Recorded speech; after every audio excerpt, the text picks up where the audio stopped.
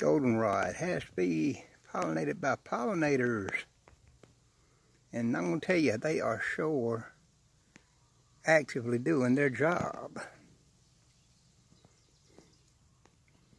I don't want to get bit by none of them, but they are coming and going.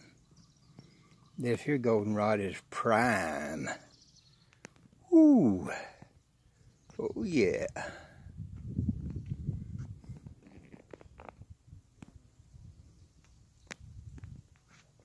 In our nature series, here in Spence, Georgia, we sing our songs, and you can sing along.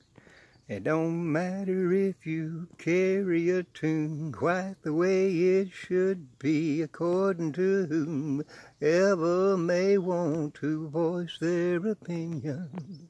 Just sing along and be happy when you sing your song. There, our nature series in Spence, Georgia, proof positive that the goldenrod is not your culprit. It does not put off pollen in the air. It has to be pollinated by a pollinator. And they are certainly active. Love you, Facebook. Have a good day.